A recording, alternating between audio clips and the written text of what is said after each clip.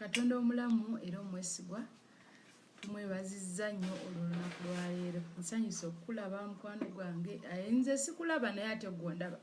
Naye ng'ate era still tuli connected. Mukama mulungi alukeeseza olunaku lwaleero tumwebaza kubanga tuwadde obulamu. Mukwano gwange Mukama tulina omwebazanga buli lunaku.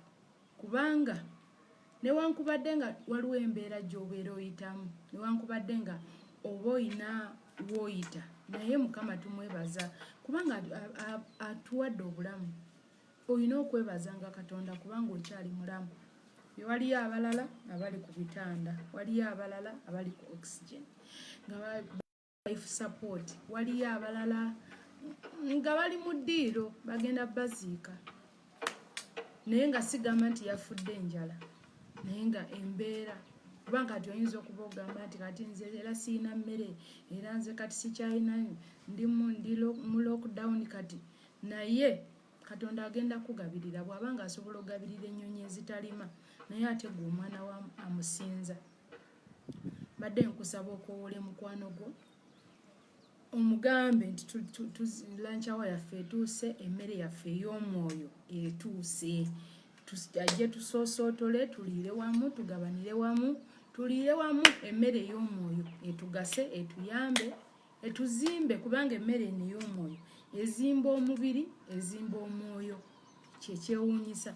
Emmere eno eya bulijjo, amatooke, akawunga kazimba omubiri. Omuntu n'olaba ng'agejja, ng'azimba, ng'akola atya, naye ng'ate omwoyo tazimbiddwa.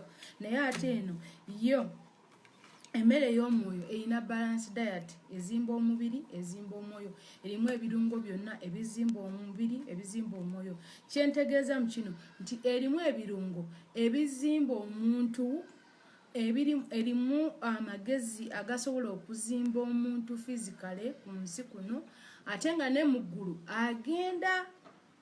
Kati bw'otaaginge mukwano gwo omugambe nti emmere yaffe ey'omwoyo kulankyawa etuuse. Katonda omulungi, Taata omwesigwa, mu linnya lya Yesu Kristo omwana Katonda omulamu, Taata tukwebaza n'olunaku lwaleero. Tukwebaza gwe Katonda atuwadde obulamu, tukwebaza atuwadde obukuumi, tukwebaza Kabaka w'abakabaka olw'ebyokulya n'ebyokunywa by'otuwadde. Tukwebaza Katonda affe Mukama Kitange olw'obulamu ssebo, olw'obulamu Mukama Kitange, kubanga omulamu yajulira, omufu tatendereza Katonda. Mukama tukuyimusa, gulumiza, tukuwa ekitiibwa, tukwebaliza ddala Mukama. Era tukwebaza n'olw'eggwanga lyaffe Uganda. Tukwebaza Mukama Kitange olw'abakyala, tukwebaza olw'abaami, tukwebaza olw'abaana ab'obuwala n'abaana ab'obulenzi Mukama. Tukwebaza olw'emirimu gyaffe, tukwebaza Katonda affe Mukama Kitange olwa famire zaffe ssebo. Oli mulungi ssebo, oli wa kitiibwa, oli wa buyinza, otukuumye Mukama, otukuumye Katonda affe, otukuumye. Weebale ssebo, weebale Taata waffe Mukama Kitange.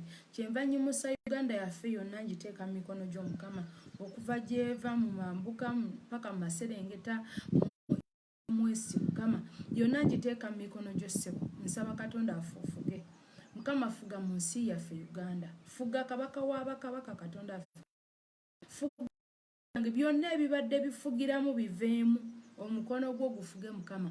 Endwadde ezibadde zifugiramu ziveemu, amabanja n'obwavu obubadde bufugiramu buveemu, wabeerewo omukono gwo nga gwe gufuga, mu linnya lya Yesu Katonda omulamu tusabye.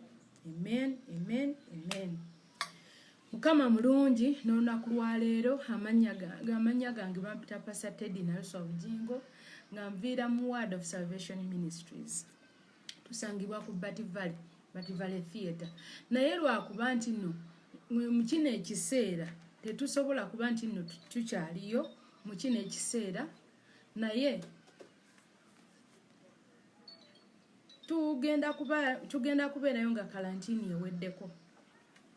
Tutandike okuba nga tuli gye tuli mu buweereza nga tukuŋŋaanira wamu. Tugenda kukuŋŋaaniranga wamu ku Bati Valley Theatre gye tukuŋŋaanira, gye tubeera. Tubeera ne lunch hours, zibeerayo Monday to Friday. Lunch hours zaffe zibeera Monday, zitandika ssaawa 6 paka ssaawa 8 ez'emisana. Then ne Sunday service zibeerawo okuva ku ssaawa 3 paka sawa 7 tuba tufuluma. Then ne night prayer nazo zibeerawo ku ntandikwa y'omwezi. First Friday esooka mu mwezi, Friday esooka mu mwezi yebeera night prayer yaffe, era tukwaniriza nga kantini ewedde okuŋŋaanirenga wamu naffe. Oba ojja otukyalire, osobola okujja n'otukyalira nomala n'oddayo. Osobola okubeera ku online gwali ewala era ne tusabira wamu. Mukama kutuweera omukisa, Mukama sagwa ndaba nampuliriza, Mukama mulungi. Tugenda gabana ekigambo kyaffe, tugenda kigabana wano mu Hebrews oba Abebbulaniya, Hebrews essula ya 12. Abebbulaniya essula ya 12 tugenda wano okugabana okuva okutandikira wano ku lunyiriri olw'14. Abebbulaniya 12 okutandikira ku 14. Hebrews 12 okutandikira wano ku verse 14 okugenda maaso paka ku 17 egamba bweti nti mugobererenga emirembe eri abantu bonna n'obutukuvu awatali obwo tewali aliraba Mukama, nga mutunuulira nnyo walemenga okuba omuntu yenna aweebuka mu kisa kya Katonda. Ekikolo kyonna eky'okukaawa kiremenga okuloka n'okweraliikiriza, era ne kigwagwawaza bangi. Ekikolo Bayibuli egambye nti ekikolo eky'okukaawa kiremenga okuloka n'okubeeraliikiriza, era ne kigwagwawaza bangi. Walemenga okulabika omwenzi oba atatya Katonda nga Esawu eyatunda obusika bwe olw'akawumbu k'emmere akamu, kubanga mumanyi nga era oluvannyuma bwe yayagala okusikira omukisa n'agaanibwa, kubanga teyalaba bbanga lyakwenenyaamu, kubadde nga yagunoonya nnyo n'amaziga. Katonda omulungi, Taata Mukama, natugenda okugambo kino Mukama. Tusaba Katonda affe Mukama, Omwoyo Omutukuvu afuge mu ffe. Omwoyo wo Mukama kitangake akome ku buli kinnoomu, abaana bonna abaana b'obuwala n'ab'obulenzi, abakyala n'abaami abali ku online Mukama, naffe ffennyini nange kennyini Mukama agenda okigabana nabo. Mukama leka Omwoyo Omutukuvu afuge mu ffe Mukama, afuge mu birowoozo byaffe, afuge munda mu ffe Mukama kitange. Ekigambo kino kibeeko we kitujja, kibeeko we kitukyusa, kibeeko obukaawu n'okweraliikirira kitujjamu, kikomyewo obusika bwaffe mu linnya lya Yesu Kristo Omwana wa Katonda omulamu nsabye, amen. Bayibuli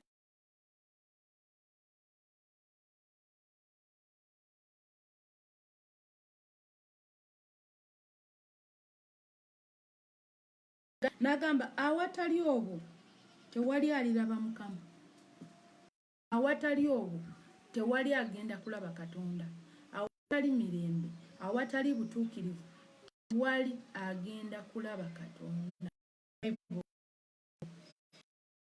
Egambye nga mutunuulira nnyo walemenga okuba omuntu yenna aweebuuka mu kisa kya Katonda. Kuno okutunuulira kwagamba tagamba kutunula ne gana amaaso agagwamu ettaka, si kwagamba. Agamba okutunula n'amaaso ag'omwoyo. Y'ensonga lwaki tulina okukola enkolagana yaffe n'ebeera nnywevu wakati waffe ne Katonda, tusobole okuba nti Omwoyo Omutukuvu afuuka amaaso gaffe ne tulabira mu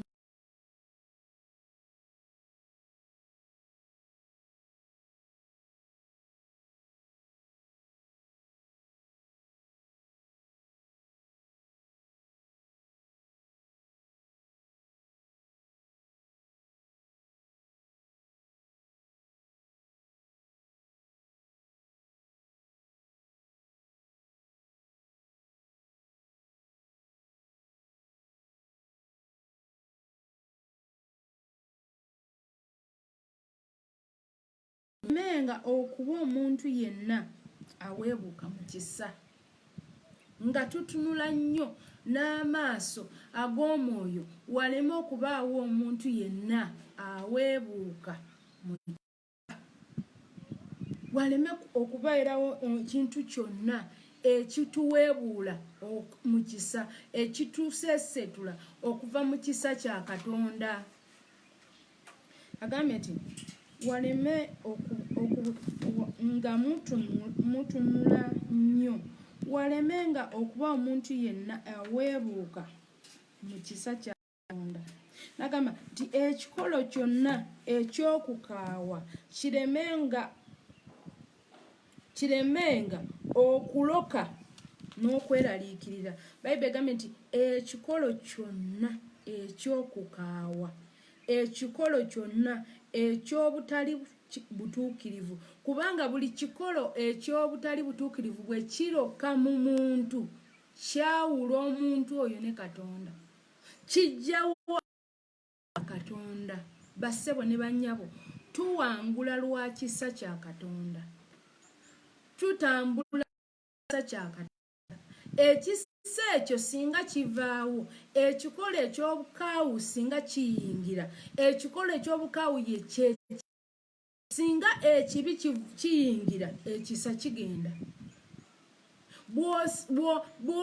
Bw'olema okutunula n'omwoyo, bw'olema okutunuza amaaso ag'omwoyo, bw'olema okutunula nga Katonda bw'ayagala oba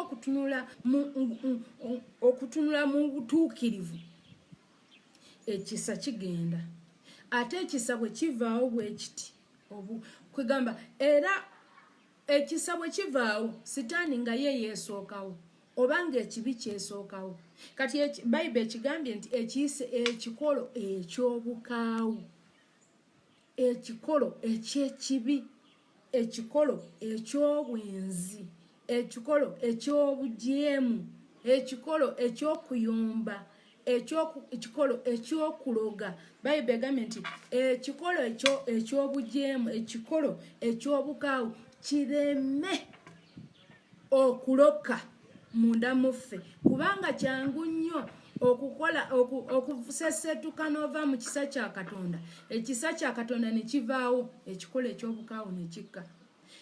Ekikolo eky'obukaawu Bayibuli egambye nti nno nga mutunuulira nnyo walemenga yenna aweebuuka mu kisa kya Katonda, okuweebuuka mu kisa kya Katonda.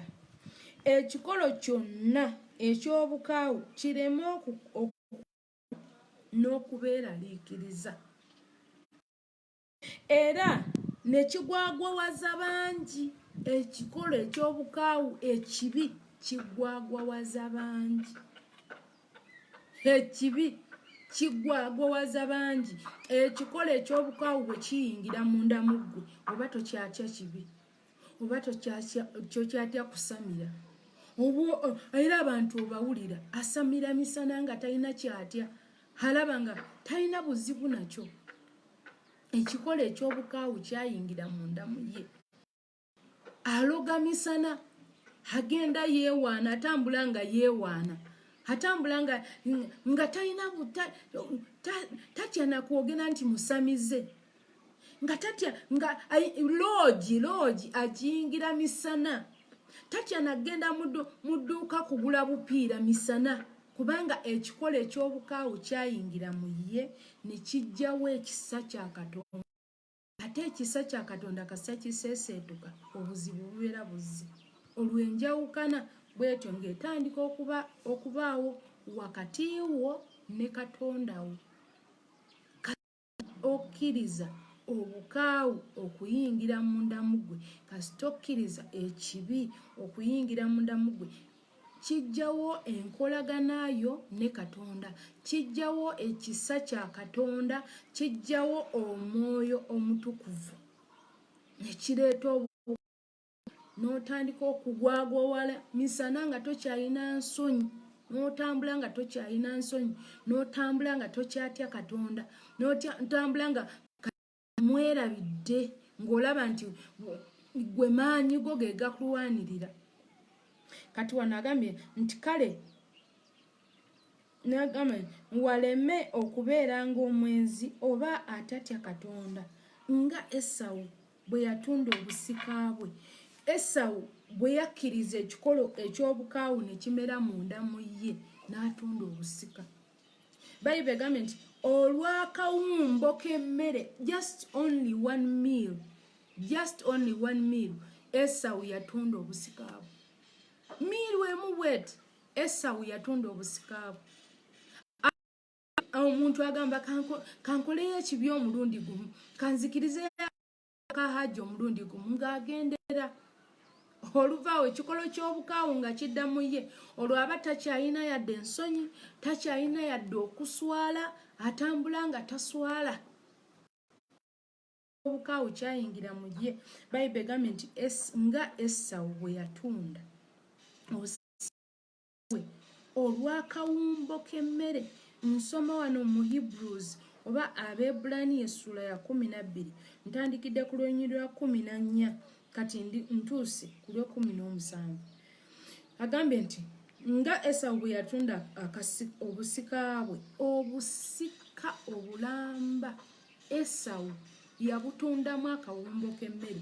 Nabadde nfumitiza ku kigambo kino, okimanyi nti no Esawu yatunda obusika bwe n'atuuka n'okuba nti no mu lineage taliimu, era bwe tuba tugamba nti Katonda wa Ibulayimu, Katonda wa Isaaka, Katonda wa Yakobo, naye nga mu ekyo ekiseera mu linnya lya Yakobo yandibadde Katonda wa Esawu, kubanga Esawu ne Yakobo baali balongo.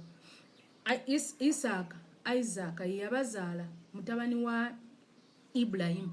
Mutabani wa Ibulayimu yazaala Ibulayimu yazaala Isaaka. Isaaka n'azaala Yakobo ne Esawu. Naye Esawu ye yali omulenzi omukulu era ye yasooka okufuluma kubanga baali balongo. Esawu ye yali omulenzi omukulu, ye yasooka okufuluma. Naye Esawu yakomawo kubanga Bayibuli egamba nti Esawu yali muyizzi. Yagendanga ku nsiko n'ayigga, era taata we Isaaka kwolwo yamutuma n'amugamba genda onjiggire, njagala kola ki? Kulya ku nnyama. Naye nga before nga tannaba kumutuma yali yayigga dda, yali yagendako dda okuyigga, n'agenda okuyigga naye kwolwo teyakwasa, n'akomawo ewaka ng'enjala emuluma, nga taata we tannaba kumutuma, ttaani ya taata we nga tennaba kutuuka, n'akomawo nga enjala emuluma nnyo za muyiggo. Neyeebuuza kati ngenda akola ntya? Agenda okutunula bwati mu mbiro kubanga Yakobo yabeerawaawo, yafumbanga ne maama, yabeerangawo awaka. Naye nga ye Esawu yagendanga n'ayigga n'aleetera ne balya. Agenda okulengera nga Yakobo yafumbye omugoyo. Ng'omugoyo mumyufu nga gwa bijanjaalo oba gwali gwa bijanjaalo ne lumondo, oba bijanjaalo ne mwogo, nange simanyi. Naye Bayibuli egamba nti omugoyo gwali mulungi ng'era mumyufu. Esawu n'agamba sigenda kufa njala nze. N'asaba Yakobo n'amugamba Yakobo mpaako ku kamere, mpaako ku mugoyo. Yakobo n'amugamba nedda, sigenda kuwa mugoyo. Kozi ng'olina kyompa. Ng'olina kyompa. Kankubulire embeera y'okuba nti tick for tat kiyava dda. Eyampankuwe yali yava dda. Yalemesa Esawu obusika, era muwala gwa ndaba era mpuliriza weegendereze.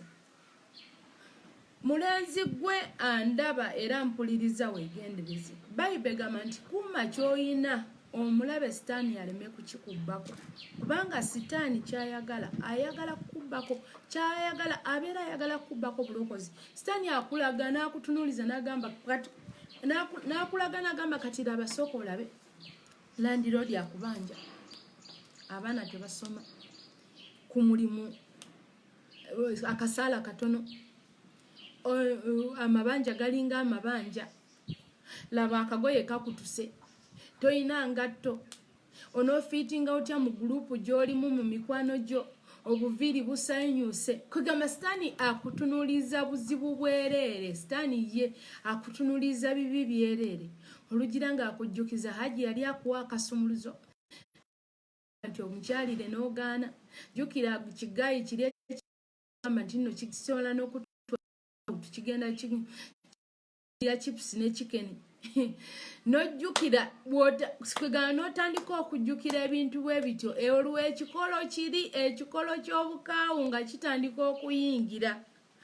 Bible kyeva tugambye nti no nga mutunula nnyo waleme okuva omuntu yenna aseesetuka okuva mu kisa kya Katonda. Kibi nnyo okuseesetuka okuva mu kisa kya Katonda. Esawu yaseesetuka olw'akagoyo obugoyo. Yakobo n'amugamba nti sigenda kuwa akagoyo kange okujjako ng'ompa obusika bwo. Esawu n'amubuuza nti obusika bulinga saaki nga ngenda kufa. Tebereza enjala ya lunaku lumu. Yamugamba nti obusika bunga saaki nga ngenda kufa. After all ngenda kufa kati obusika bunga saaki nze mpe emmere. Yakobo n'amugamba ndayirira nti nze ngenda obutwala. Esawu n'amugamba twala nze mpa akagoyo. Yakobo n'akwata akagoyo n'akawa Esawu. Yakobo n'atwala obusika. Yensonga lwaki tugamba nti Katonda wa Ibrahimu, Katonda wa Isaaka, Katonda wa Yakobo. Naye nga mwekyo ekifo kya Yakobo mwali mulina kubeeramu Esawu kubanga Esawu ye mwana omukulu. Newankubadde baali balongo naye ng'omukisa gwali gwona omwana omukulu. Naye yagukwata n'agutunza omuto. Bassebo ne bannyabo obulokozi bwo bwe wakkiriza totundanga bulokozi lwa kagoyo, totundanga bulokozi lwa mmere. Kankubuulire, leka bakwogereko nti olina akagoye kamu naye ng'olina omulokozi. Leka bakwogereko nti olina akagatto kamu naye ng'olina omulokozi. Totundanga busika bwo, obusika bwe wafuna. Totunda mwoyo gwo. Abantu bangi ebweru tubawulira ne mu Uganda mwebiri tuwulira nti batunda emyoyo gyabwe nga baagala simanya balina bwe beeyita. Batunda emyoyo gyabwe nga baagala fame. Atunda omwoyo gwe ng'ayagala ssente. Atunda omwoyo gwe ng'ayagala gold, ayagala ssente, ayagala fame, ayagala ekitiibwa. N'asalawo n'afuuka muddu wa Sitaani. Sitaani n'abeera nga yamukozesa.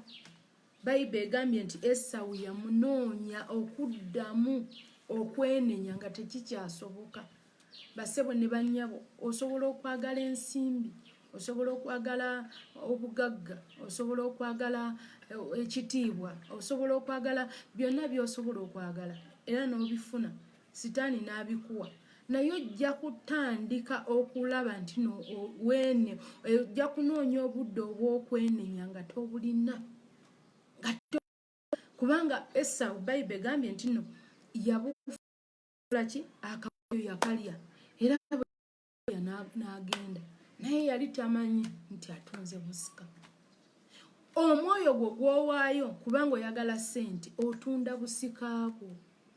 Bayibuli egambye nti abakola bwe batyo abatagoberera mirembe n'obutuukirivu aliraba Katonda. Tewali aliyingira bwakabaka bwa Katonda. Kankubulira olunaku lwaleero osobola okukyuka mukwano gwange mpuliriza. Osobola okukyukira ddala olunaku lwaleero. Osobola okukyuka n'oddamu ne weenenya buto. N'oddamu n'omwegayirira Mukama, n'addamu n'akulokola n'akukyusa. Hankubuulire Bayibuli egamba nti ensi n'eggulu biriggwaawo naye ekigambo kya Katonda kye kitaliggwaawo. Bassebo ne bannyabo, totundanga omwoyo gwo. Tolekanga ekigambo kya Katonda. Tovanga mu ebirungi bingi. Pawulo yagamba, Paul yagamba nti yes nkimanyi nti byonna birungi naye byonna tebingasa. Bassebo ne byonna tebimugasa. Pawulo yagamba nti birungi mbirabye naye byonna tebingasa. Ate wali Yeremiya, I think Yeremiya 15 alabika 15:19 andabe siriso sure naye nga eteekwa kuba yeeyo. Yeremiya essula ya 15 olunyiriri lwa 19 gamba nti Mukama kyava ayogera bw'ati nti bw'olikomawo kale ndikuzza olyoke oyimirire mu maaso gange era bw'olyawula eby'omuwendo omungi okubijjamu ebyo ebitagasa olibanga akamwa kange balidda gy'oli naye ggwe toddanga gye bali. N'agamba olwabiri nti era ndikufuula eri abantu bano bbugwe ow'ekikomo aliko enkomo balirwana naawe naye tebali kuwangula kubanga nze ndi wamu naawe okukulokola okukuwonya bw'ayogera Mukama era ndikuwonya mukono gw'ababi era ndikununula okukuggya mu mukono gw'ab'entiisa. Bayibuli egambye bw'etyo. Mbadde nsoma wano Yeremiya essula ya 10 okutandikira no ku 19:21 egambye nti Mukama kyava ayogera bw'ati nti bw'olikomawo kale nange ndikuzza olyoke oyimirire mu maaso gange era bw'olyawula eby'omuwendo omungi okubijja mu bitagasa olibanga akamwa kange. Katonda bw'atyo bw'agambye nti bw'olikomawo naye agenda kukuzza. Katonda bw'omwagala agenda kwagala agenda kulwanirira bw'okwata eby'omuwendo newankubadde nga byonna by'obadde olaba ebiba byobadde weetaaga nti bya muwendo naye oyina ekyomuwendo ky'olina okulondamu bwe bulokozi. Obulokozi bwa Katonda bwa muwendo mungi nnyo. Bw'onooyiga nti obulokozi bwa Katonda bwa muwendo mungi nnyo businga zaabu businga feeza businga byonna bye wali weetaaze businga akagoyo. Esawu yalemwa okutegeera nti no obwakabaka bwa Katonda obusika bwa Katonda kubanga bwe bwakabaka bwa Katonda businga akagoyo n'akwata obusika bwe n'abalibwa mu benzi n'abalibwa mu bakaawu olw'okutunda obusika yatambulanga bw'ayagala n'atandika okuwasaawasa n'awasa mu bika byonna n'atandika okuwasa Abayisirayiri. Katonda yali alina ebika bye yabagaana mugendangayo n'agenda n'awasa mu ba Edomu n'awasa mu ba Edomaiti n'awasa mu Bakimu n'awasa abakazi bangi naye ekyaleeta ekyo kwali kutunda busika. Bassebo ne bannyabo tunyweze kye twakkiriza tunyweze obulokozi bwaffe gwalokoka lokoka olunaku lwa leero kubanga okyalina obudde bukyaliwo. Bayibuli egamba nti leero njiri enkya musango tomanya kino abeerawo nkya kati olunaku lwa leero bw'obanga ompuliriza kubanga waliwo awuliriza n'agamba kati oyo atubulira bigambo ki ffe tetubyagala ebyo ffe twagala kitoole ogenda kufuna emmotoka ogenda kufuna kino ogenda kufuna kiri ogenda kufuna kyogamba abayitala abaafudde tebabadde n'emmotoka ng'ate empya 0 mileage ze bavuga naye baabirese ebintu gwawo. Ekigambo kya Katonda kye kitasobola kugwawo. Ekigambo kya Katonda kiyingize munda mu ggwe. Obulokozi tosuula busika bwo obusika bwaffe bwe tuyina ku nsi ate nga bwe bututwala mu ggulu bwe bulokozi. Awatali obwo Bayibuli egambye nti tewali aliraba Katonda. Awatali mirembe awatali butuukirivu tewali aliraba Katonda. Katonda atubanja okubeera abatuukirivu. Katonda atubanja obutukuvu. Katonda atubanja okugoberera amazima. Katonda atubanja okutambulira mu mwoyo okulabira mu mwoyo so okulabira mu tegeza mu bw'osoma mu Bassekabaka 2 Kings essula ya 6 okutandikira ku lunyiriro lwe 15 mulimu omusajja oba essula ya 6 mulimu omusajja prophet bamuyita Elisa. Elisa yalina omuddu we mutabani we yali PA we yali amulabirira yali amuweereza. Kati olunaku lumu Bayibuli egamba nti nno waliwo akabaka obwali bugenda okugamba naye nga buli bwakabaka bwe buteesa obwo okugenda okulumba Isirayiri bagenda okuwulira ng'ate bye baateesezza eno byategeerekese dda mu Isirayiri. Kabaka n'abuuza muntu kyandyamu olukwe agenda eri Isirayiri n'amubuulira ebyama bye tuteesezza wano. Omuntu omujaasi omu n'agamba Kabaka ssebo wangaala muffe temulimu akulyamu lukwe newankubadde okulyamu ensi yaffe olukwe naye mu Isirayiri mulimu nabbi nabbi oyo bamuyita Erisa era nabbi oyo yabuulira kabaka wa Isirayiri ebigenda mu maaso bye tuteesa.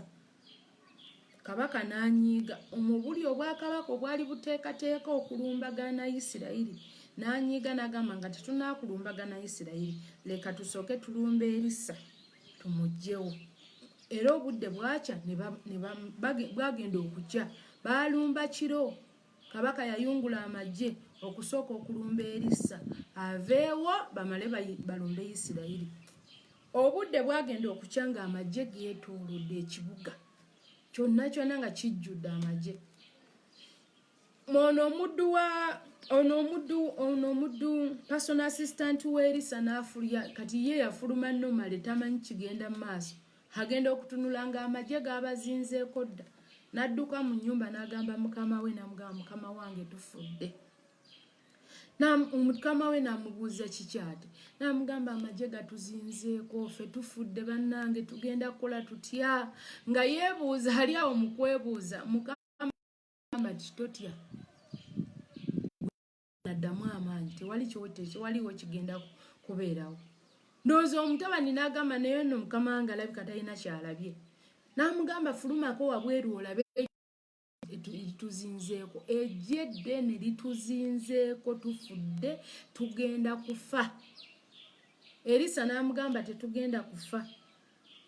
N'asitula amaaso ge n'emikono gye n'agamba mukama omwana ono muggulewo amaaso ge ag'omwoyo alabe. Katonda n'awulira essaala y'Erisa, omwana amaaso ge ag'omwoyo ne gaggulawo. Bwe gaggulawo omwana agenda okutunula bw'ati ng'abali ku lwabwe ababalwanirira bangi nnyo okusinga ejje eribalumbi. Nakkakkana kati amaaso ge ag'omubiri gaali tegalaba, naye ng'ate amaaso ga mukama we ag'omwoyo galaba, nga mukama we alaba mu mubiri ne mu mwoyo alaba.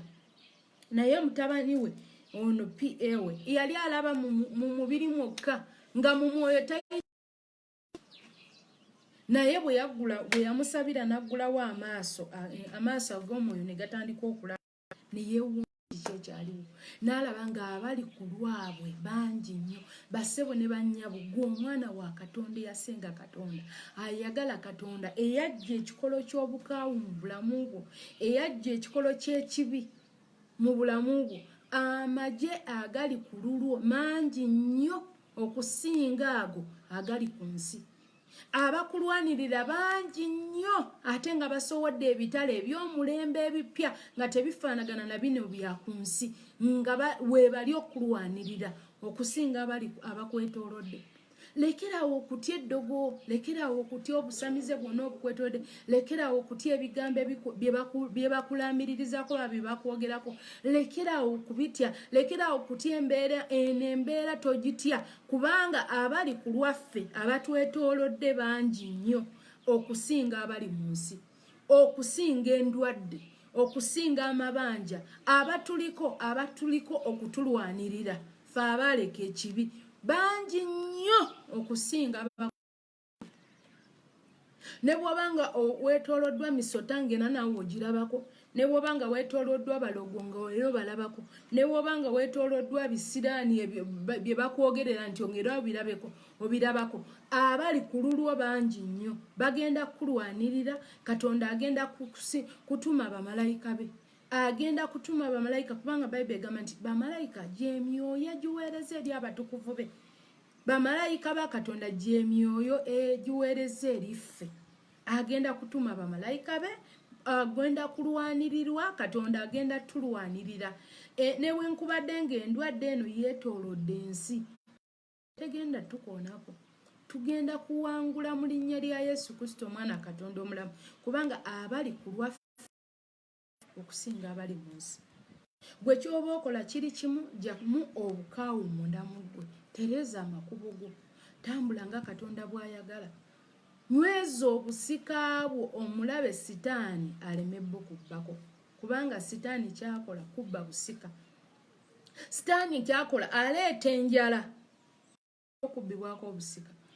Esawu teyakitegeera. Singa Esawu amaaso g'omwoyo gaali maggule, singa Esawu yali alaba spiritually bandigenzi naye sitaani yamuleetera enjala yamuleetera okwegomba bwe yatuuka mu kiyungu azifa ekiyungu tekyali kya maama we yatunula naga maama akawogoyo kano ng'alinganga atali mwana waawo kubanga omwana owaawo lwaki obeera odda mu kusabiriza omwana nze mbeera mmanyi nti bwe baba bafumbye emmere ewaka ogenda bugenzi wa maama n'omugamba nti maama mbadde nsaba ku mmere lwaki aba mutowe nga kaweegali ga maama ne taata nze mbadde nsuubira nti no bwe kityo bwe kyandibadde naye omulabe sitaani yamuleetera okwegomba yatunula akagoyo kankubuli omulabe sitaani muzibu nnyo asobola okutunuuliza ekintu nga kiyinza okuba nga nakibi nnyo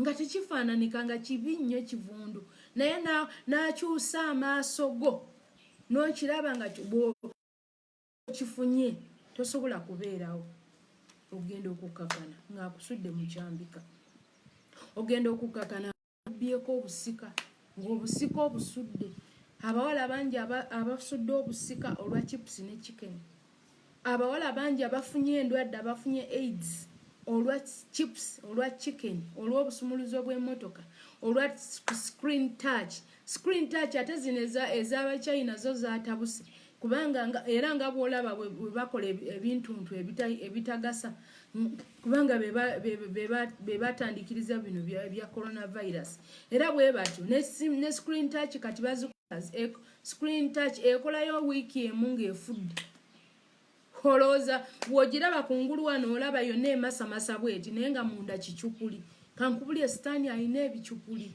sitaani asiba ebicupuli muwala gwe nkugambye abawala bangi abafiiriddwa obusika bwabwe abalenzi bangi bafiiriddwa obusika batunze emyoyo gyabwe kubanga baagala fame batunze emyoyo kubanga baagala bugagga baagala gold batunze emyoyo gyabwe kubanga baagala ebitiibwa naye ne batunda emyoyo gyabwe ne batunda obusika ne bafiirwa obusika kankubuli mulenzi gwampuliriza muwala gwampuliriza nyweza kyewafuna sitaani aleme kikubbako bino ebiseera ojja kuyomba ogambe nti kati lwaki otuwulira nze nsonyiwa bambi eno yenjiri gyensobola kino ekiseera kubanga ekituufu kiri nti tulina okwenenya n'okudda eri Mukama twali twatunda obusika bwaffe tubadde tulabira kumpi tulabira mu kuvuga hariya tulabira mu busimaya baziyita kawundo bye tulabiramu ebyo naye ng'obusika twawula basebo ne bannyabo tuddeyo ku nnono tutereze amakubo gaffe ebintu bino ebitulumbagana bituyigirize nti Katonda ali ku Namulondo ate Katonda yanyiiga Katonda ayagala kutereza era kankubulire Katonda ayagala kutereza Katonda ayagala kulaba ayagala kutereza abagenda mu busika ab'obusika bwe era wano bwe bagenda okulabikira kati mu kino ekiseera waliwo ayomba n'agamba enjiri ogitubulira otya ate otubulira otya ebyo ffe tubulire okuzimba kalina ate ffe tubulire kubanga babibabuulidde ebyokuzimba kalina babibabuulidde tebabibabulidde banga bababuulira ogenda kuzimba kalina ogenda kukola otya omuntu olusi gwe bagamba okuzimba kalina nga sapatu emu ayambala ya bbulu endala ayambala ya red naye bamugamba ogenda kuzimba kalina mu kifo ky'omuyigiriza ne bamugamba nti sooka ove mu butali butuukirivu sooka oteemakubo go sooka okole kubanga bayibuli egamba nti musooke munoonye obwakabaka bwa Katonda n'obutuukirivu bwe ebirala byonna bigenda goberera sooka onoonye obwakabaka bwa Katonda n'obutuukirivu bwe ebirala byonna bigenda goberera tosobola gamba nti onoonya birala oluvannyuma olyoka onoonye obwakabaka bwa Katonda obwakabaka bwa Katonda bwe busooka n'obutuukirivu bwe ebirala ne byoka bigoberera kubanga ono mu Hebrews kyasoma Hebrews essula ya 12 okutandikira ku miliyoni ndi wano ku 17 nti kubanga mumanyi nti era oluvannyuma yayagala okusikira omukisa oluvannyuma Esawu yayagala okusikira omukisa naye nga tewakyaliwo obudde nga yamala dde okutunda abantu bangi ne mu America obawulira nga yatunda dda omwoyo gwe nga takyalina bwaguvaamu nga yakola ddenda endagaano sitaani ne sitaani naye bw'omugwa mu mikono gye ayagala kuzikiriza, ayagala kubba, kutta na kuzikiriza. Kasita ogwa mu mikono gye tayagala kukuta. Kati Esawu yanoonya oluvannyuma okuzza obusika bwe okwagala okusikira omukisa gwe nga tasikyasobola kubanga teyalaba bbanga lyakwenenyeza. Olunaku lwaleero osobola okukyuka ne weenenya ng'obudde bukyali, n'okyusa amakubo go ng'obudde bukyali, n'oddamu n'oyatula obulokozi newankubadde ng'atula dda, naye n'oddamu n'oyatula obulokozi ng'obudde bukyali. Kankubuulire, Katonda tomulimba kubanga ye tebamulimbalimba. Togamba wano nti nze omwagala nnyo naye ng'omutima guli walala. Alaba era akebera mutima. Tosobola kulimbalimba Katonda. Tosobola kulimbalimba Katonda n'olowooza nti ye talaba. Alaba nnyo, akusinga okulaba kubanga Katonda mwoyo. Bayibuli egambye wano nti nga mutunuulira nnyo waleme okuba omuntu aweebuuka mu kisa kya Katonda. Nga tutunula nnyo kubaawo omuntu yenna aweebuuka mu kisa kya Katonda. Y'ensonga lwaki nkubuulira enjiri eno mukwano gwange ampuliriza, oleme kuweebuuka mu kisa kya Katonda. Ekikola eky'obukaawu kireme kuloka munda mu ggwe. Enjiri eno teyagirira miti, enjiri teyagirira bisolo, enjiri yagirira ffe abaana b'abantu. Era Bayibuli egamba nti bw'atyo ye Katonda bwe yayagala ensi n'okuwaayo n'awaayo omwana we. Teyamuwaayo kubanga teyamuwaayo nti ameze emiti, teyamuwaayo nti alokole ebisolo, yamuwaayo alokole ffe abantu abaali babuze. Nze naawe y'ensonga lwaki Yesu yajja. Nze naawe Yesu yajja atuddiza obusika obwali bugenzi, obwali bubuze, obwali buzaayi. Kati olunaku lwa leero osobola okukkiriza n'oddamu n'osenga Kristo, n'odda mu busika bwo obwakutonderwa. Kubanga Esawu yanoonya ebbanga teryalabika. Esawu yanoonya enjiri ey'omubuulira nga tekiriiwo, tekikyasoboka. Naye kati gwe ofunye chance osobola okuwulira enjiri eno. Ffe tufunye chance tukyasobola okuwulira ekigambo kya Katonda. Ekigambo kya Katonda tusobola okukyesomera.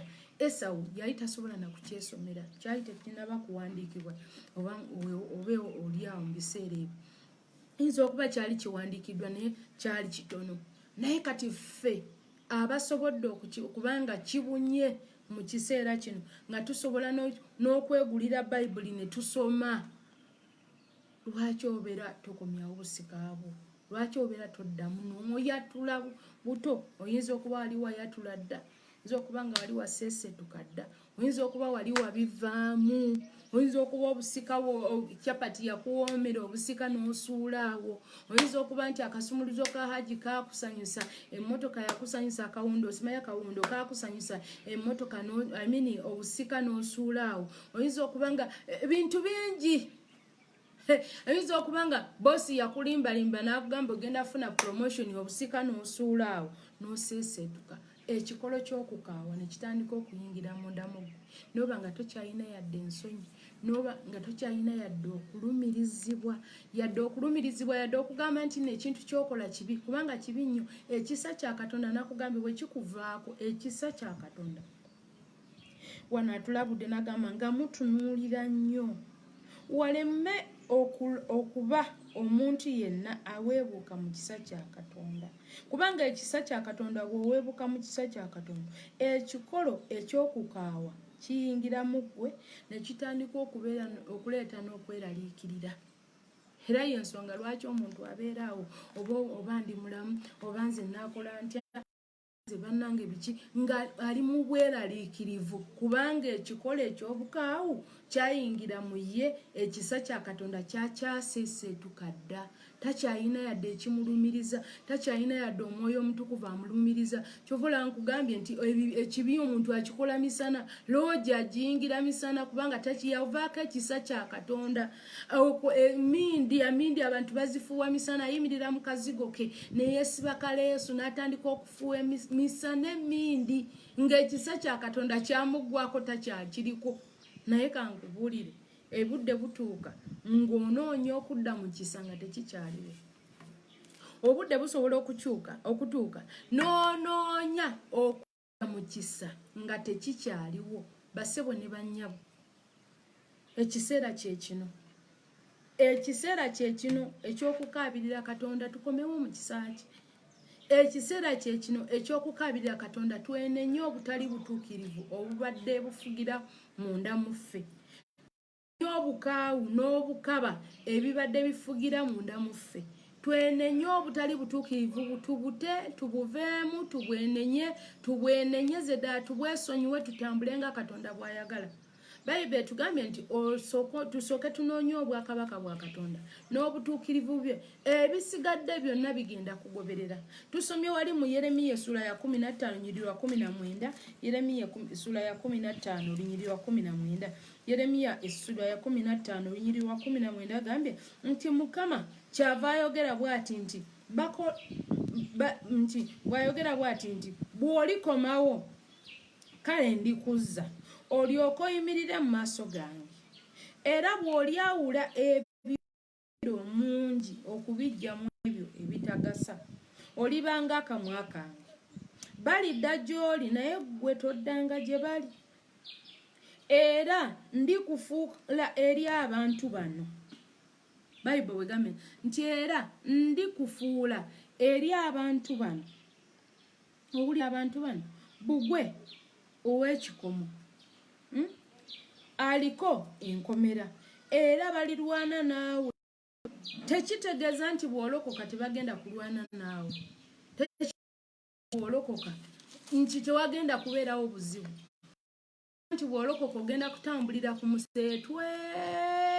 Tekitegeeza nti tewaliwo bali kuloga. Abalukuloga bagenda kubeerawo. Bayibuli egambye nti bagenda kulwana naawe naye tebali kusobola. Ng'okomyewo eri Mukama nga weenenyeza obutali butuukirivu, ng'okomyewo mu busika bwo, abalogo bagenda kubeerawo ne tebagenda kuwangula. Abakuwalana bagenda kubeerawo ne tebagenda kuwangula. Abakuyigganya bagenda kubeerawo ne tebagenda kuwangula. Agambye nti era ndikufuula eri abantu bano bugwe ow'ekikomo aliko ekikomera. Owulidde bwagambye nti agenda tufuula bugwe ow'ekikomo aliko ekikomera, ng'oli ne bwakuloga obusaale tebukutuukako, ng'oliko ekikomera ky'omusaayi gwa Yesu, nga weebulunguluddwa omusaayi gwa Yesu. Bagenda kuloga, bagenda kukola byonna naye tebigenda kutuukako. Agambye agenda kufuula bugwe aliko ekikomo, bugwe ow'ekikomo aliko enkomera, era balirwana naawe naye tebali kuwangula kubamu naawe okukulokola. Endwadde egenda kugolokoka naye tegenda kutuukako kubanga oliko bugwe ow'ekikomo, bugwe akwetoolodde, bugwe ow'omusaayi gwa Yesu akwetoolodde. Tegenda kutuukako mu linnya lya Yesu Kristo Mwana Katonda omulamu. Agambye nti balirwana naawe. Bagenda kulwana, abalogo bagenda kulwana, bagenda kuleeta amalogo, bagenda kuleeta irizi zaabwe, bagenda kutega ebyonziira naye tebigenda kukwata kuwangula. Ogenda kubiwangula mu linnya lya Yesu Kristo Mwana Katonda omulamu. Kasodde eri Mukama n'okola enkolaganayo n'enywera wakati wo naye, alina kyagenda okukola. Agenda kuteekako bugwe ow'obulokozi, agenda kuteekako obukuumi, agenda kwetolooza obukuumi. Agambye nti balirwana naawe naye tebali kuwangula kubanga nze ndi wamu naawe, bw'ayogera Mukama. Ndi wamu naawe okukulokola n'okukuwonya. bw'ayogera Mukama ddamu amaanyi muwala gwa mpuliriza andaba kwegamba ekigambo ekyo nti ddamu amaanyi oguma omwoyo nyino kyogera n'enkikukakasa nti ddamu amaanyi guma omwoyo tewaliwo kabi kagenda kutuukako gwe yasenga Yesu. Nawe bw'obanga tomusenganga nga tokkirizanga Yesu Kristo okuba omulokozi wo olunaku lwa leero okyayina obudde obusenga Yesu. Okyayina obudde obusenga Yesu kubanga buli lwosenga Katonda buli lwolokoka benefits nyingi nnyo ezidda gy'oli. Oganyulwa mu bulokozi mu kusenga Katonda mulimu benefits nyingi. Mulimu emiganyulo mingi gye tuganyulwa nga tulokose. Kubanga omuntu abadde ayenda batakyayenda kubanga obwenzi bubadde bugenda kussa. Sirimu abadde agenda kutta naye abatakyakukutte. Omuntu abadde aloga oba tokyagenda mu ssabo kubanga n'essabo amayembe n'amajjadu bye wasenga bye wali wanoonya bibadde bisula bikutulugunya. Buli kasente k'obadde ofuna bibadde bikatwala. Tosobola kweriira ku kakoko anti bajjajja mu ssabo buli kaseera b'oyita bajjajja mu ssabo kaseera babeera bagamba ate leeta simanya enkoko ey'olujumba simanya ate leeta embuzi ey'ebitanga. Ne bw'oba oguze embuzi tosobola kugirya kubanga bw'olya butula ng'abo abeeyita bagejja. Kankubulire kwegamba nkugamba benefits nyingi nnyo mu bulokozi. Okola nga kaliko obukuumi n'otandika okukulana eyali agula embuzi ez'ebitanga n'otandika okukola mpola mpola n'ogula buloka n'ozimba n'ogula poloti essente ezandibadde zambaza muk'omusamize kubanga omusamize ekyakola agamba leeta y'olugoye olwakala bweti kubanga omukyala we lwe yayoyeza okwambala oba bw'alaba nga Christmas enaatera okutuuka oba Easter enaatera okutuuka oba ani simanya zino yidi zina eneetera okutuuka ng'omukyala alina olugoye lwayoya nga gwe gwalutuma agamba kutuma abalwadde bange anti kati nze nasenguse navuddeyo agindi kati mujje olutuuka ng'akugamba kati leetayo olugoye ngenda kwambulula leetayo olugoye olwakala bweti kubanga omukyala yalumusabye. Kubulire ate ne kino kitegene ne luli nakibagamba ne kakati kankikugambe buli kaseera kasitoyingira mu ssabo oba ofuuse mulwadde wa musamize ew'omusamize omulwadde we tawona. Eva buli kaseera abeera mulwadde we era bw'aba asengusa akuteekako ebirango ku radio ti abalwadde twasenguse twavuddeyo eka gulu kwegamba buli kaseera abeera mulwadde kubanga bw'onoowona ani sawula ani ana Christmas ani anaamuwa amagi ani anamuleetera embuzi ebitanga abaana bawute supu nga gwe abaana bo bali mu kulya butula. Akubulire va mu ebyo eri Mukama Katonda agambye nti bw'olikomawo nange ndikuzza. Bw'okomawo eri Katonda mwefuteefu. Agamba mu Matayo essula ya 11:28 agamba nti mujje gye ndi mwenna abakooye era abazitoowereddwa. Katonda waffe Yesu waffe agolodde emikono agamba mujje gye ndi mwenna abakooye. Yesu tagoba bw'oba okooye ng'era ozitoowereddwa ng'era oyina ebibuuzo bingi. Yesu kkiriza Yesu akulokole, kkiriza Yesu abeere mukwano gwo, kkiriza Yesu afuuke driver w'obulamu bwo. Agambye nti no agenda kuteekako bbugwe bagenda kugolokoka balwane. Agambye nti bw'olyawula eby'omuwendo omungi okubijja mu bitagasa ebintu by'ensi bye tulaba bya muwendo naye Yesu yasinga omuwendo. Obulokozi bwe businga omuwendo. Agambye nti bw'olyawula eby'omuwendo omungi okubijja mu bitagasa olimanga akamwa kange, olibanga akamwa ka Mukama. Ogenda kulagira ensozi zikuviire n'olwayo tugenda kuziragira zituviire kubanga abamu bagenda kwatula bafuuka akamwa ng'akamwa ka Katonda.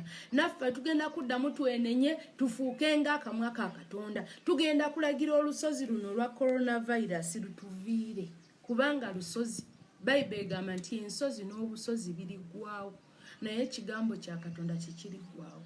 Ekigambo kya Katonda kitegeeza kuwangula. Ekigambo kitegeeza kuwonyezebwa. Ekigambo kya Katonda kitegeeza bulamu. Ensozi n'obusozi, amalogo n'eddogo, ebisiraani n'obusiraani bigenda kuvaawo, naye omukisa n'ekigambo kya Katonda kigenda kulabisibwa, kubanga ekigambo kya Katonda kigaba omukisa. Ekigambo kya Katonda kiwonya endwadde. Ekigambo kya Katonda kireeta obulamu. Ate ekigambo kya Katonda kinyweza omuntu abadde mu nfuufu n'akiyingira afuuka omusika mu bwakabaka bwa Katonda. Ekigambo kya Katonda kigenda kunyweza. Lekera okutunuulira ebigambo ebikwetoolodde. Lekera okuwulira ebigambo ebikwetoolodde. Olwaleero gamba Yesu Kristo akwambaza ag'omwoyo olabe ng'omwana wa Katonda. Buli lw'olaba ng'omwana wa Katonda, ensozi zonna ozitunuulira ne zifuuka omuseetwe. Ensozi zonna oziragira ne zikakkana mu maaso go. Agambye nti bwe tulidda gy'ali tugenda kuba ng'akamwa ka Katonda. Kundi tereza obulamu bwo dde eri Mukama. Dde eri Mukama ogenda kwogera n'olusozi olw'obwavu olubadde mu maaso go lukuviire, otandike okulaba omukisa. Ogenda kwogera n'olusozi olw'obupangisa olubadde mu maaso go lukuviire, otandike okuzimba amayumba.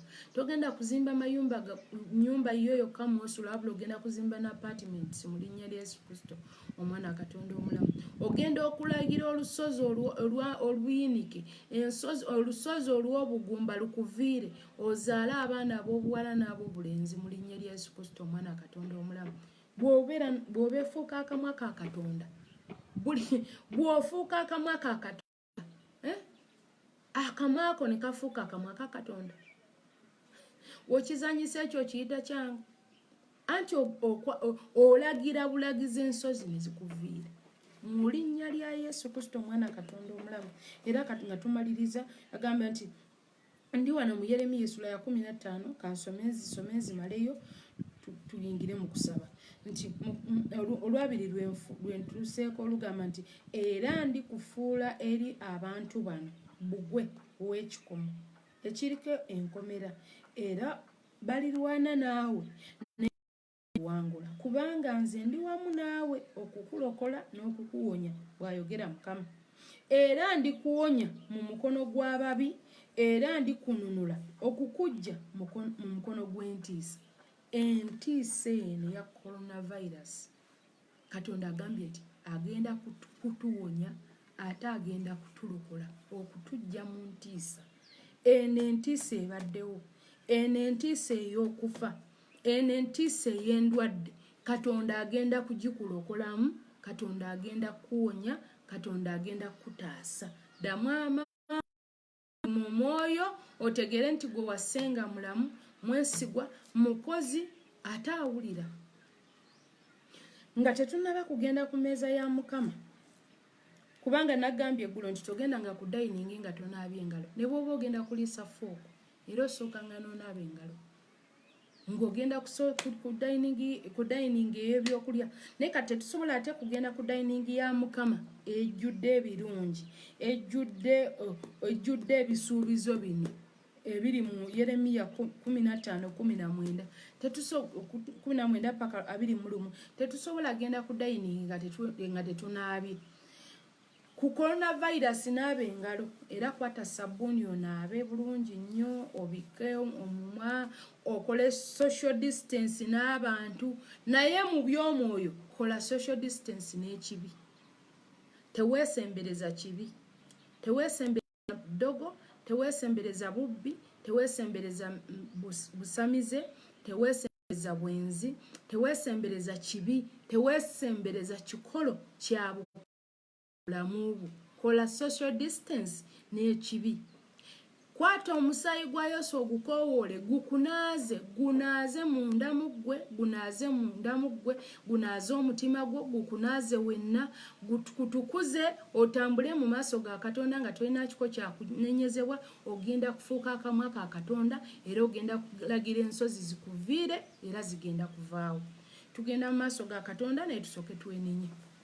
Katonda omulamu, Taata omwesigwa, mu linnya lya Yesu Kristo, omwana wa Katonda omulamu.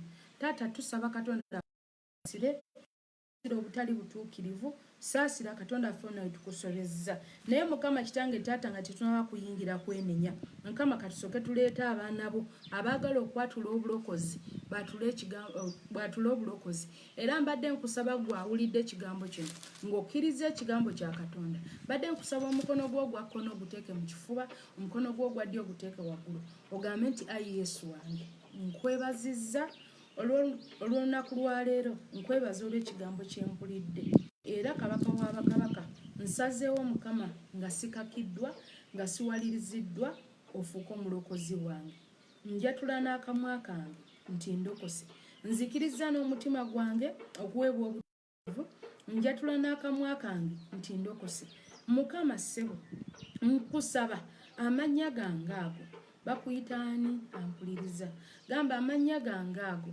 gasiimuule mu bitabo by'abagenda mu geyeena ogawa mu kitabo ky'obulamu era ku lunaku mukama olunaku ng'osoma abantu mukama nga nange mwendi mu kitabo bulu mu linnya lya Yesu Kristo omwana katonda omulamu ddala obeere omulokozi wange Yesu nkusenga beera maanyi gange weebale Yesu weebale mukama mu linnya lya Yesu Kristo omwana katonda omulamu tusabye amen.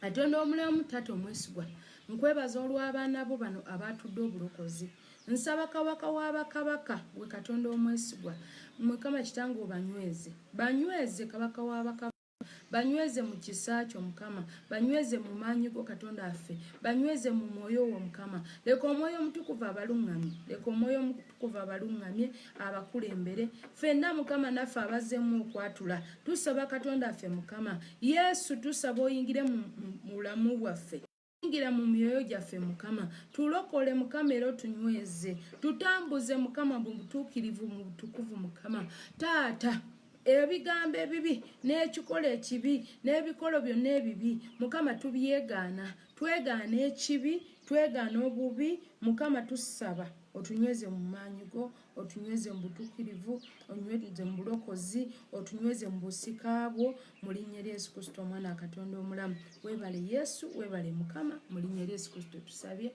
amen. Kale katonda omwesigwa tugenda kwenenya mukama tuwanise emikono gyaffe tusaba katonda affe mukama osaasire saasire obutali butuukirivu mukama tusaasire wone tubadde tukusobya tusaasire kabaka w'abakabaka tunaaze n'omusaayi gwo katonda affe naaze obutali butuukirivu bwonna mukama obutali butuukirivu buve munda mu mukama ekikolo kyonna ekibi ekyayingira munda muffe ekibadde kitweraliikiriza mukama ekibadde kituleetera okuloga ekibadde kituleetera obwenzi ekibadde kituleetera okukwegaana kituleetera okusuula obusika bwaffe tusaba katonda affe osaasire saasira katonda affe mukama tunaaze n'omusaayi gwo taata tunaaze katonda affe mukama tulongoose mukama n'omusaayi gwo kabaka w'abakabaka taata waffe n'omusaayi gwo katonda omwesigwa mu linnya lya Yesu Kristo omwana katonda omulamu tuggyeeko obubi bwonna mukama tuggyeeko obubi bwonna byonna bye twereetera ne bye baatuleetera mukama tubyegaanira ddala katonda waffe tusaba otunaaze n'omusaayi gwo naaze emitima omusaayi gwo tunaalize ddala katonda waffe mukama tuggyeeko obubi katonda tunaaze mukama kitange taata tunaazeeko ebibi byonna tunaazeeko empitambi yonna tunaaze obukaawu mukama tunaaze obwenzi katonda waffe tunaaze katonda waffe mukama ttima tulongoose mukama kitange n'omusaayi gwo mu linnya lya Yesu Kristo omwana katonda omulamu era tukoowoola katonda affe mukama omwoyo omutukuvu afuge munda muffe omwoyo wa mukama atule munda muffe atulungamye kabaka w'abakabaka alungamye ebigere byaffe mukama alungamye emitima gyaffe mukama alungamye emyoyo gyaffe mukama mu linnya lya Yesu Kristo omwana katonda omulamu tukoowoola katonda affe taata yaffe mukama tusaba ofuge mu Uganda yaffe tusaba omwoyo omutukuvu afuge mu Uganda yaffe tusaba ekigambo kyo kiwulukuke mu Uganda yaffe mu linnya lya Yesu Kristo omwana katonda omulamu tusaba amaanyi go mukama gakke mukama kitange abadde mu bibya biveemu mukama abadde atambula obubya kuleke mukama Uganda tugiteeka mu mikono gyo tusaba katonda affe ofuge mukama fuga mu Uganda yaffe mukama fuga eri omukyalo yakabirira mukama fuga eri omwami yakabirira mukama amaanyi go mukama tugakoowola amaanyi go tugakoowola katonda waffe eri omwana oyo ow'obuwala mukama eri omwana oyo ow'obulenzi katonda waffe leka amaanyi go mukama galabike mukama ekitiibwa kyo leka kirabike mukama jangu okoofuge ngokofuge mukama era nga tusembera ku namulondo yo mukama tusaba katonda afe mukama tunalize ddala sebo nga tusembera ku namulondo yo mukama ejjudde ebirungi kabaka w'abakabaka naze emitima gyaffe mukama naze endowooza zaffe mukama tunaze ffenna katonda waffe tulongoose mukama kitange tutambule nga tutuukiridde tusembere ku namulondo yo mukama nga tetulinaako kyakunenyezebwa mu linnya lya Yesu Kristo omwana wa katonda omulamu tusaba katonda afe mukama soso tule mukama ebirungi teeka emmeeza mu maaso g'abalabe baffe mukama teekere emmeeza ejjudde ebirungi mu maaso g'abalaba baffe taata mukama tutemere kuba atali kubo jangu ogaba omukisa mukama jangu owonye endwadde mukama jangu oggyewo obugumba taata malogo mukama jangu otutemere kuba atali kubo jangu otulwanirire mukama ogambye balirwana naffe naye tebagenda kutuwangula ogambye ogenda tuteekako ebbugwe ogenda tuteekako mukama kitange olukomera mukama kitange taata twetoloza olukomera olw'omusaayi gwo mukama katonda affe taata toganya busale bwa mubi tutuukako toganya amalogo tutuukako mukama toganya bisiraani tutuukako mukama omukazi ono mukama jangu otaase omusajja ono mutaase mukama omusajja oyo yakabirira mutaase omukazi oyo yakabirira yongera obugabi abakabaka yongera okumuwonya kabaka w'abakabaka mukama enzigi katonda waffe enzigi eza promotion mukama enzigi eza salary increment enzigi ez'okuwonyezebwa mukama muwonye katonda waffe mukama ogambye bagenda kulwana naffe ogambye bagenda kulwana n'omukazi oyo ogambye bagenda kulwana n'omusajja oyo naye tebagenda kumuwangula katonda waffe mukama golokoka olwane mukama lwanirira omukazi ono akabirira lwanirira omwana omuwala oyo akabirira lwanirira omulenzi oyo akabirira lwanirira omusajja oyo akabirira wabadde bagala okugoba babadde bamuyiganya ku mulimu babadde bamuseketerera nga bagala kumugobesa nga bagala kumudimotinga mukama kitange taata nga bagala kumudimotinga nga bagala kumudipotinga mukama kitange luwana katonda affe jangu olwane kabaka w'abakabaka jangu okole ebyekisa mukama jangu omutaase mukama mu linnya lya Yesu Kristo omwana katonda omulamu katonda affe golokoka mukama otuteekeko obukuumi mukama toganya ndwadde ne ya coronavirus tutuukako mu linnya lya Yesu Kristo omwana katonda omulamu jangu otulwanirire kabaka w'abakabaka taata golokoka olwane mukama golokoka olwane katonda waffe mukama gwe maanyi gaffe mukama tetulina lala ayo maanyi malala mukama tetulina kiddukiro kirala mukama gwe kiddukiro gwe maanyi gaffe katonda waffe mukama gwe mulwanyi waffe mukama gwe saabalwanyi kabaka w'abakabaka golokoka mukama kitange taata ojjulula ensozi zino mukama ojjulule coronavirus ojjulula akawuka kano mukama okajjulule mu Uganda kamenyeke okajjulule mu linnya lya Yesu Kristo omwana katonda taata bannasayansi nga banoonyeza eddagala libabuze mukama n'abakugu nga banoonyeza eddagala libabuze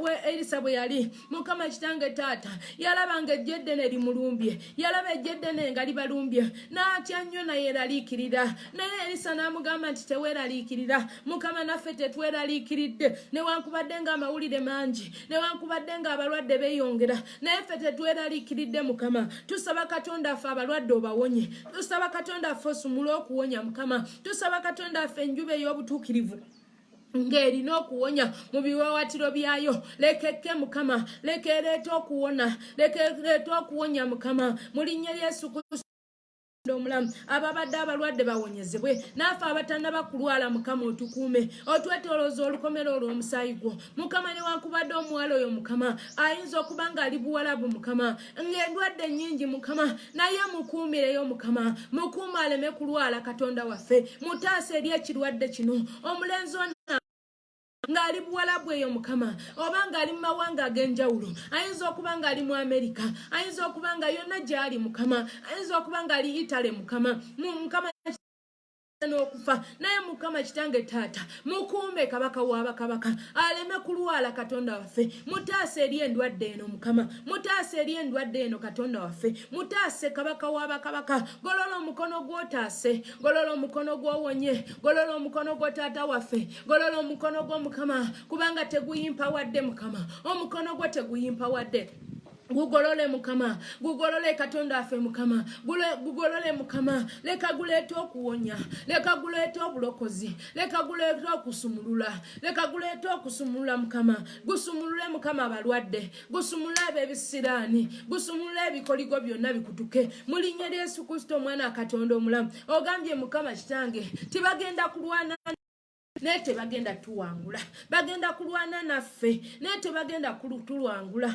mukama kitange taata ababadde balwana n'omukazi oyo ababadde balwana n'omusajja oyo mukama leka balemererwe ababadde bamuloga leka balemererwe taata ababadde bakola byo byakola ababadde bamusala ebigambo nga bagala mugobesa ku mulimu leka balemererwe mukama ababadde bamusombera eddogo lisaanuuke leka lyokebwe omuliro mu linnya lya Yesu Kristo omwana katonda omulamu era nga twambadde amaanyi n'obuyinza mu Luka essula ya 19 Luka essula 10 layini ya 19 watuwa amaanyi mukama n'otugamba mbawadde amaanyi n'obuyinza okulinyanga ku misota ku njabe z'obusagwa n'amaanyi gonna ag'omulabe sitaani nga tugambadde mu linnya lya Yesu tulumbagana buli nteekateeka yonna tulumbagana buli ddogo lye baakusombera tulumbagana buli busamize bwonna byonna bye baakusombera okuzza emabega bye baakusombera okusiraanya bye baakusombera okulemesa okukulaakulana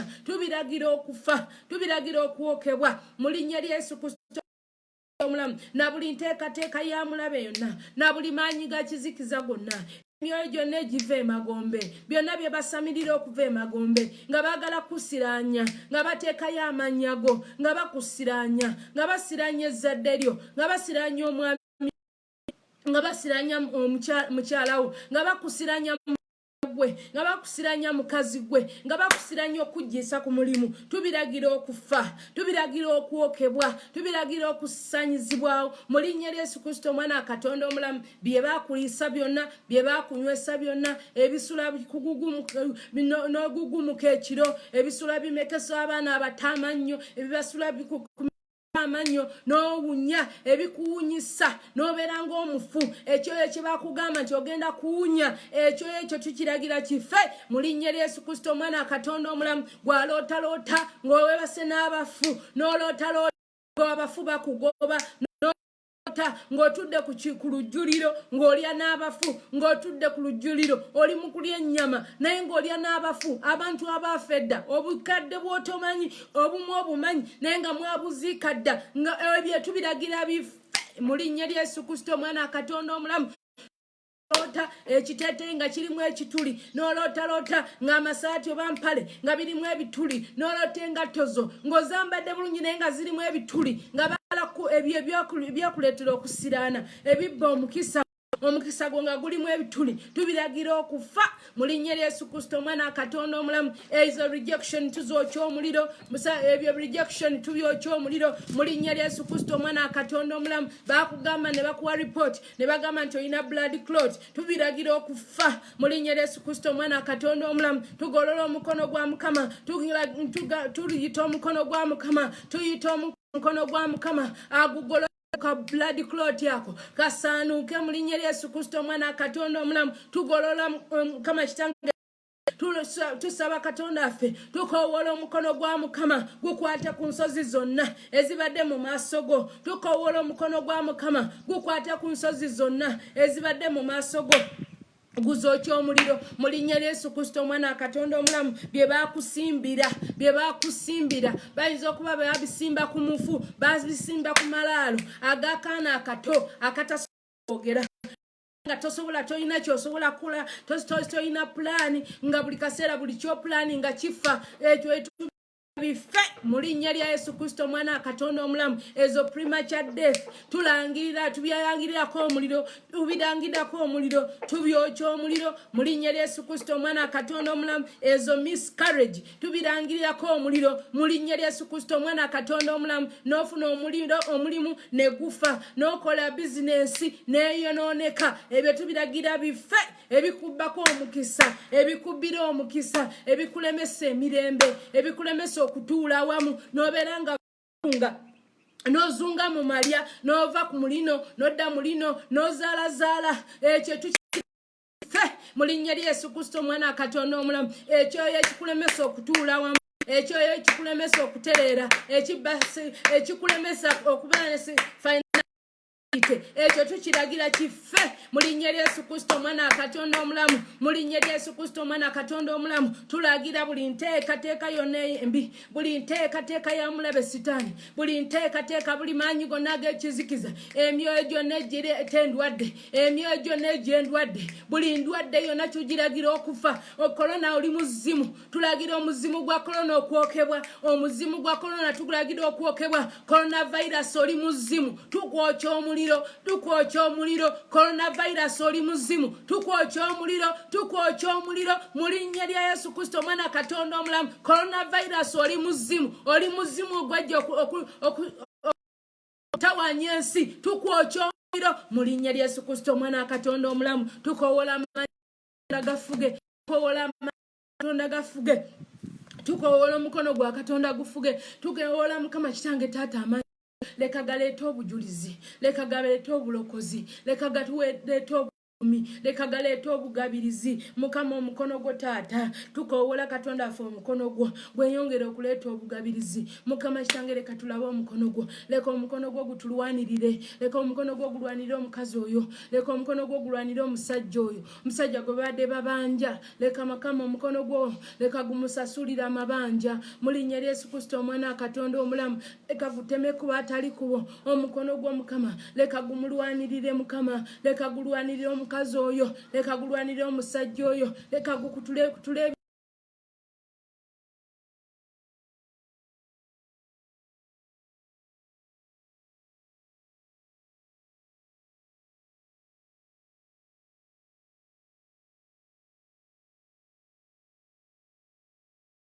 mu kudrowninga mu linnya lya Yesu Kristo omwana Katonda omulamu leka omukono gwa Mukama gukuleetera obulokozi webale Yesu webale Mukama mu linnya lya Yesu Kristo omwana Katonda tusabye amen Mukama mulungi nkwebaziza nga baddandaba n'olunaku lw'enkya tugenda kubeerawo enkya Friday tugenda kubeerawo era ku ssaawa zezimu ssaawa 7 paka ssaawa 8 okuva mu fenze bampita pasateri nayo Bujingo nva mu Word of Salvation Ministries tusangibwa ku Bati Valley mu Bati Valley Theatre era quarantine eno ng'ewedde kubanga tugenda giyitamu n'obuwanguzi ng'emaze okuggwako tugenda kubeera nga tukuŋŋaanira mu Bati Valley Theatre tukwaniriza olunaku lwonna oba mu lunch hour oba mu Sunday service lunch hour etandika ssaawa 6 paka ssaawa 8 Sunday services nazo zibeerayo okutandika ku ssaawa 3 paka ssaawa 7 kitundu tuba tufuluma ne night prayer ebeerawo buli ntandikwa ya mwezi Friday sooka mu mwezi yebeera night prayer yaffe Mukama akumpeera omukisa Mukama ayongere okugulirawo enzigi Mukama ayongere okusanyusa Mukama ayongere okumpeera obujulizi webale Yesu webale Mukama mu linnya lya Yesu Kristo tusabye amen bye